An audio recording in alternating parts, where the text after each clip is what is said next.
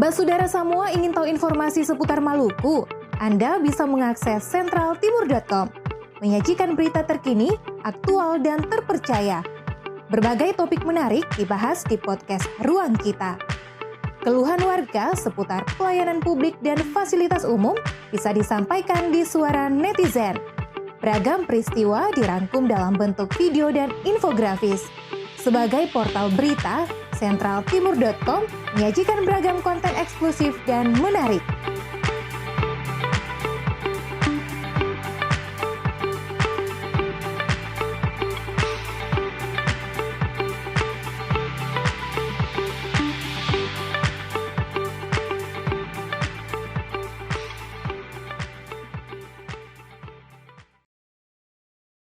sentraltimur.com. Jumpa lagi di podcast Ruang Kita.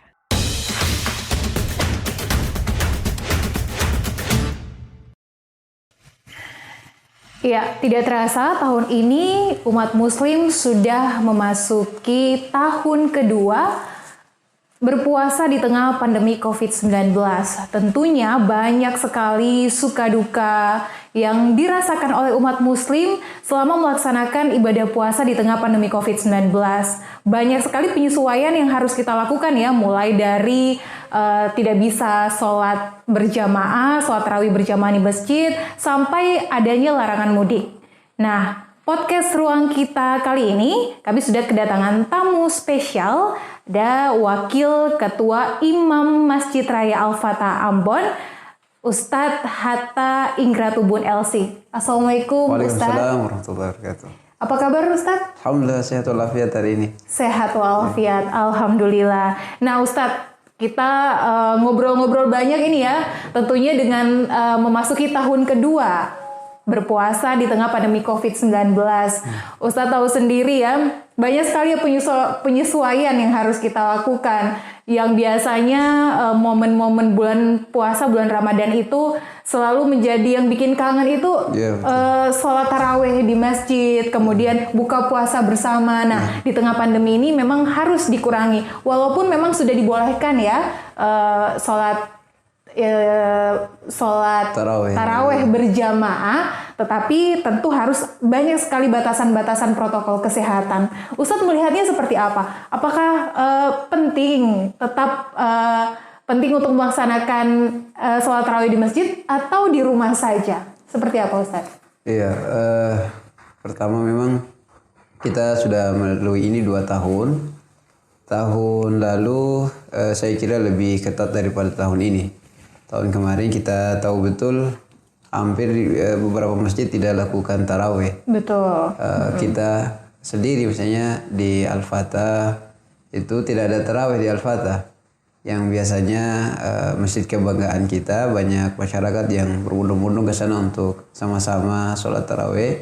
Tapi pada Ramadan kemarin kita meniadakan sholat tarawih itu.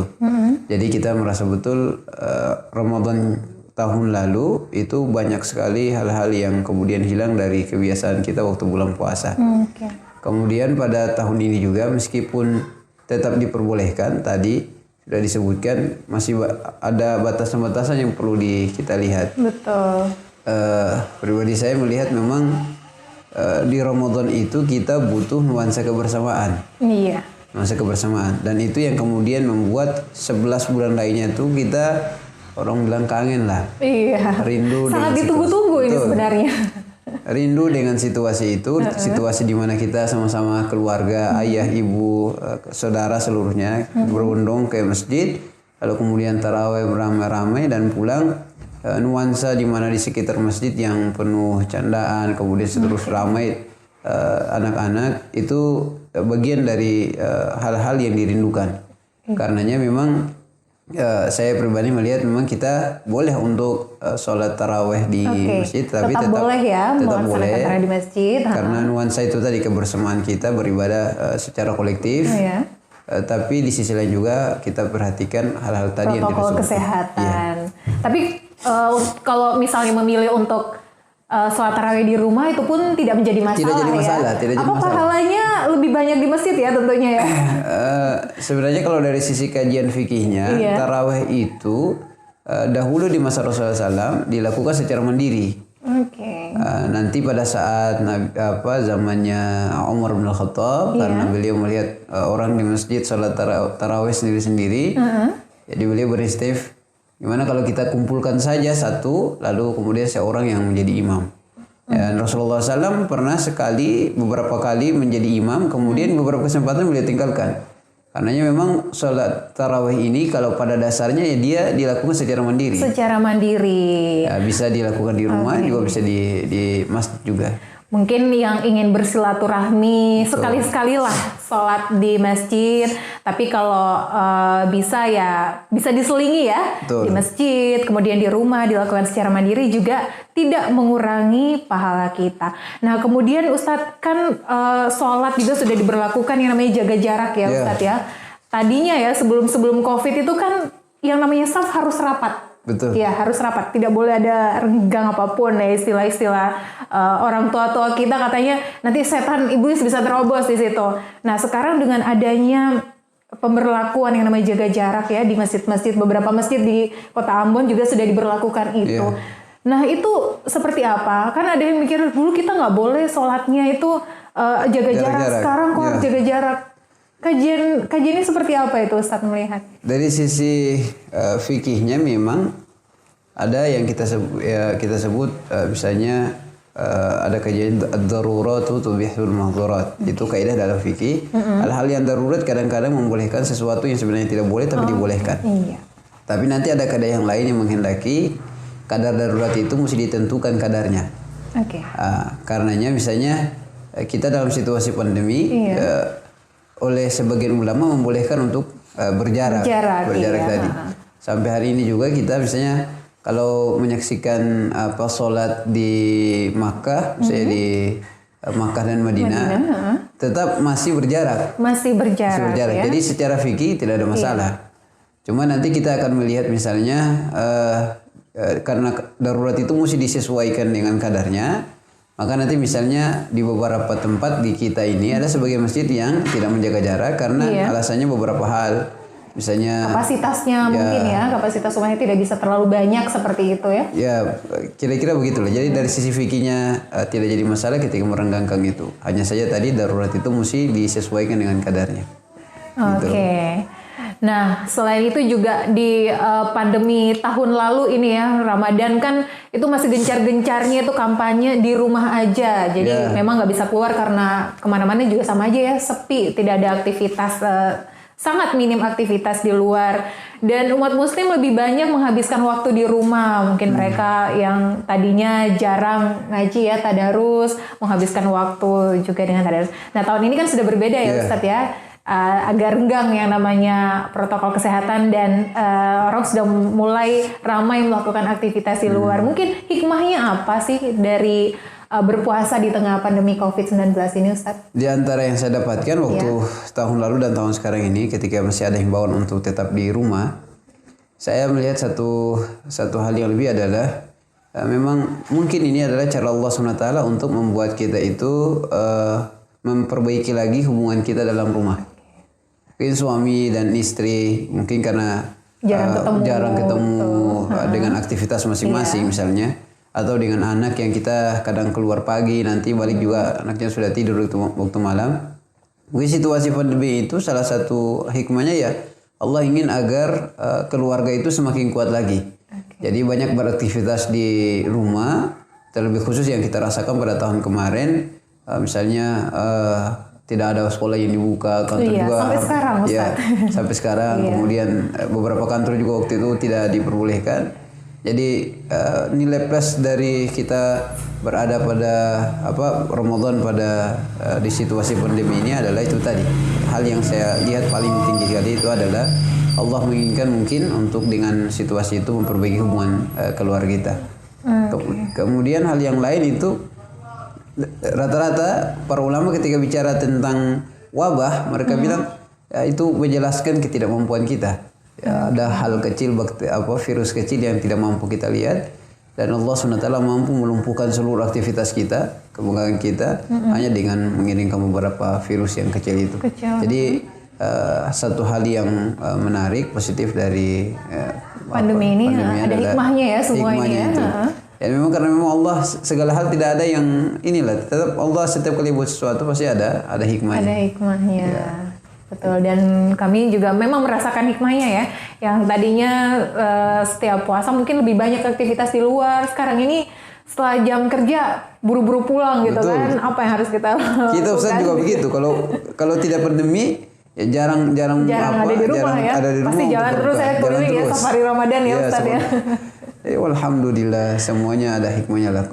Segala yang Allah takdirkan pasti ada kebaikannya insyaallah. Iya. Dan Ustadz Hatta Ikratubun ini adalah lulusan dari Universitas Al-Azhar Kairo. Nah Ustadz sudah ada lagi nih ya setiap menjelang Lebaran ada lagi kebijakan pemerintah untuk melarang yang namanya mudik pulang kampung, padahal itu juga menjadi tradisi dan hal yang sangat dirindukan ketika Lebaran ya, di mana berkumpul dengan keluarga besar. Nah, adanya kebijakan ini kemudian membuat orang-orang itu gimana ya? Pasti banyak pro kontranya ya. Betul. Kok masa ini Lebaran tahun lalu udah dilarang pulang, tahun ini dilarang pulang. Nah, ini melihat adanya kebijakan ini seperti apa, Ustaz? Tadi seperti yang saya sebutkan, memang ya yang hal-hal darurat itu kemudian bisa membuat jangankan yang sunnah, kita bersilaturahim kan sunnah. Iya. Maksudnya hal-hal jangankan yang sunnah, yang wajib saja itu boleh untuk tidak dikerjakan dalam situasi begitu, situasi darurat. Jadi kalau saya pribadi ketika melihat kebijakan ini, ya ini ketika misalnya kita tidak pulang kampung, bisa jadi itu adalah bagian dari kontribusi kita buat negara. Salah satunya adalah mempercepat virus ini untuk cepat landai, begitu ya, memutus mata rantai penyebaran COVID. Jadi dari sisi kaidah daruratnya ya tidak jadi masalah. Tidak jadi masalah. Tapi kalau nanti misalnya di beberapa tempat yang mungkin oleh nanti pihak yang berwenang melihat misalnya tingkatnya dibolehkan dan seterusnya, zona hijau dan seterusnya, itu.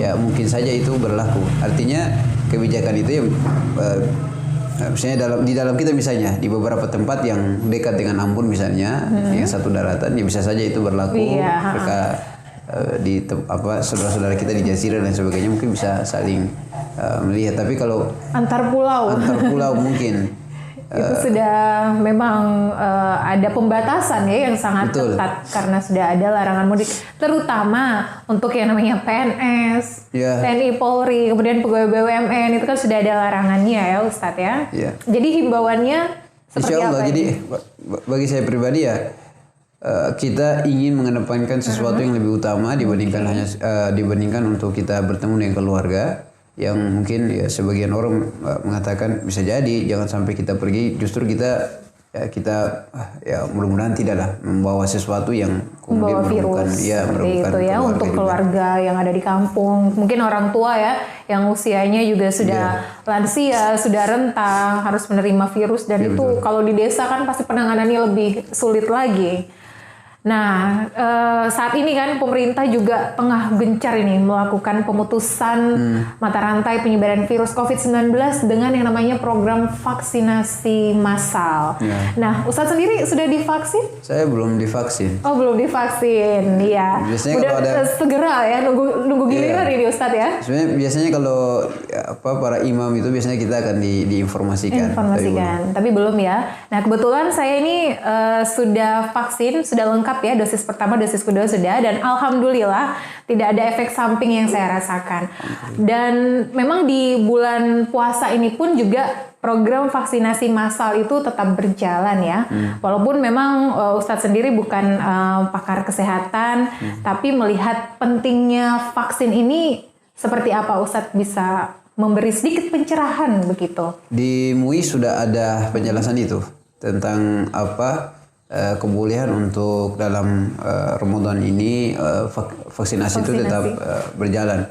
Tapi tentu dengan beberapa catatan, misalnya dengan situasi dia, kalau misalnya dalam Ramadan ini ketika dia divaksin misalnya beberapa hal yang secara kesehatan, secara medisnya misalnya dia tidak memungkinkan, maka tidak boleh dilakukan di siang hari. Jika bisa dilakukan di malam hari, maka dilakukan di malam hari. Jadi MUI secara kelembagaan sudah mengeluarkan kebolehan untuk program vaksinasi ini dalam Ramadan tetap dijalankan. Tetap berjalan. Karena MUI mendukung sekali program pemerintah untuk menyelesaikan virus pandemi ini biar cepat selesai. Iya, pastinya Ustadz kalau dapat giliran vaksin hari ini langsung ya. Memungkinkan. Langsung vaksin ya. Yang penting dari sisi kesehatannya juga mendukung, kemudian lolos screening oleh dokter, juga tetap melakukan vaksin sebagai bentuk dukungan terhadap pemerintah. Nah, Ustadz, ada tidak pesan-pesan ini ya buat umat Muslim di seluruh Maluku, juga ada seluruh dunia yang menonton dan mendengar podcast Ruang Kita ini untuk bisa dengan lapang dada menerima yang namanya berpuasa kembali di tengah pandemi COVID-19. Ya. Jadi pertama situasi kita sekarang ini tentunya dia tidak terjadi kecuali atas izin Allah Subhanahu wa taala. Dan karenanya sebagai seorang muslim, hal pertama yang kita hadirkan adalah kita tunduk terhadap ketetapan Allah ini dan berusaha sekuat mungkin, semaksimal mungkin untuk bisa menyelesaikan pandemi yang Allah SWT hadirkan di muka bumi ini, atau terkhususnya di negara kita, atau lebih khusus lagi di provinsi kita ini. Jadi kita hadirkan ridho kita terhadap ketetapan Allah. Dan yang kedua adalah kita bersinergi dengan pemerintah, berusaha untuk menyelesaikan pandemi ini, dan tentunya kemaslahatannya untuk kita juga dalam aktivitas-aktivitas kita ketika bisa berpindah dari satu pulau ke pulau yang lain, atau aktivitas kita yang misalnya dari kantor ke kantor yang kita tahu betul sekarang kan kalau mau ke kantor tertentu kita mesti harus ada rapid antigen dulu, harus negatif dulu. Bukan pakai rapid test saja, tapi rapid antigen. Sudah agak naik sedikit. Dan itu saya kira memang beberapa masyarakat mengeluhkan itu. Betul sekali. Karena itu biayanya besar juga Ustadz, betul. Ya 250.000 sekali rapid. Jadi makanya kita berusaha juga untuk bekerja sama-sama menghilangkan COVID ini, pandemi ini biar cepat selesai dan aktivitas kita berjalan sebagaimana biasanya, tidak lagi dengan misalnya orang bilang gondok atau kesal dengan kebijakan pemerintah. Sebenarnya kebijakan itu tidak untuk menyusahkan kita, tapi sebenarnya dalam rangka tadi untuk kebaikan bersama seperti kita. Itu ya. Ya kita pahami lah, tidak semua kebijakan semua orang akan menerimanya seperti itu. Pasti ada saja pro kontra. Pasti ada pro dan kontra. Ya tidak usah, jangankan kita, titah atau penjelasan dari Allah SWT saja, ada juga yang maksudnya tidak menerima apa yang misalnya dalam Al-Quran misalnya yang Allah menginginkan, ya tidak semua orang menginginkan, juga ingin sebagaimana misalnya juga Rasulullah SAW, sedemikian baik beliau tapi tidak semua orang kan suka. Jadi memang kata para ulama ridhun nas ghayatun la tudrak. Ridha manusia ini puncak yang sulit untuk didapati. Jadi kalau kebijakan turun ada yang pro dan kontra, ya itu biasa, fine itu kayak gitu. Jadi kita yang kedua tadi yang saya inginkan, kita berusaha bekerja sama dengan pemerintah, mudah-mudahan agar COVID ini selesai, hidup kita kembali lagi sebagaimana bisa. Oke. Dan di Ramadan ini tentunya ya menjadi ajang umat muslim untuk berlomba-lomba mengumpulkan pahala sebanyak-banyaknya ya. Mengumpulkan poin pahala sebanyak-banyaknya. Apa saja yang perlu dilakukan Ustadz umat muslim di Ramadan ini? Kita di Ramadan kali ini di situasi pandemi ini memang kita tadi kita sama-sama tahu beberapa aktivitas tidak bisa kita lakukan sebagaimana mestinya. Tapi yang jelasnya kita bisa melakukan secara mandiri, misalnya kita tilawah Al-Quran, mengaji. Kemudian sebisa mungkin tarawih kalau misalnya secara berjamaah kolektif di masjid ada halangan, ya kita tetap melakukannya di rumah kita masing-masing, dan berusaha tidak meninggalkannya, karena ini adalah sunnah yang sangat dianjurkan oleh Rasulullah SAW. Karena sunnah ini sunnah tarawih itu cuma ada di bulan Ramadan. Di luar itu tidak bisa dikerjakan. Karenanya sangat rugi sekali kesempatan melakukan sunnah ini hanya dalam satu bulan kita tidak manfaati dengan baik, mengoptimalkan dengan baik. Nanti hal yang lain misalnya ya kita banyaklah berzikir. Karena nanti dalam rangkaian aktivitas ibadah kita itu Allah akan berikan hadiah besar nanti di akhir Ramadan, yaitu Lailatul Qadar itu. Dan tentunya Lailatul Qadar ini kan ya ini malam 1000 bulan ya yang dinanti-nantikan. Tidak bisa didapatkan hanya dengan berhayal atau kita berleha-leha saja di awal Ramadan atau di pertengahan. Tapi kita mesti optimal dari awal, pertengahan sampai akhir, barulah kemudian Allah berikan hadiah itu. Jadi ini beberapa amalan yang bisa kita kerjakan pada situasi sekarang. Terakhir, closing statement ada yang ingin disampaikan Ustaz, pesan-pesan agar tetap dapat menjalankan ibadah yang penuh hikmat di tengah pandemi Covid ini. Jadi para pemirsa yang dirahmati Allah, kita alhamdulillah Allah SWT pilih masuk ke Ramadan ini. Dan itu artinya Allah menginginkan kebaikan kepada kita. Ada banyak juga saudara-saudara kita yang tidak berkesempatan bertemu dengan Ramadan, bulan yang terus dinanti-nantikan, diharapkan agar bisa mendapatkannya. Dan ini terlihat misalnya dalam doa Rasulullah SAW. Rasulullah berdoa agar diberkahi di bulan Rajab dan Sya'ban, dan bahkan Rasulullah meminta agar ditangguhkan usia hingga bertemu dengan Ramadan. Nah, ketika sampai di Ramadan, Rasulullah meminta untuk sampai bisa menyelesaikan Ramadan dengan baik. Nah, ini kalau Rasulullah meminta, ya mestinya kita lebih lagi untuk meminta itu, karena kita belum punya garansi bahwa kita mendapatkan ampunan dari Allah Subhanahu wa taala. Karenanya kalau kita sudah sampai di Ramadan ini, kita mesti merasakan bahwa Allah memilih kita, karena ini ada banyak kebaikan yang Allah inginkan kepada kita. Maka tidak ada yang lain kecuali terus mengoptimalkan diri pada Ramadan ini. Bulan ini bulan yang akan banyak memberikan perubahan pada diri kita, tentunya perubahan ke arah yang baik, yang lebih baik lagi, dan kita harap kita bisa mendapatkannya. Terima kasih Ustadz Hatta sudah ada bersama kami di podcast Ruang Kita dan memberikan banyak sekali masukan, banyak sekali pencerahan dengan yang situasi yang kita rasakan saat ini ya, berpuasa di tengah pandemi COVID-19. Nah, pemirsa, penonton dan juga pendengar podcast Ruang Kita, itu tadi bincang-bincang kami bersama Ustadz Hatta Ingratubun LC yang merupakan Wakil Ketua Imam Masjid Raya Al-Fatah Ambon. Dan saya Namira Amalia pamit undur diri dari podcast Ruang Kita. Sampai jumpa di podcast Ruang Kita edisi selanjutnya.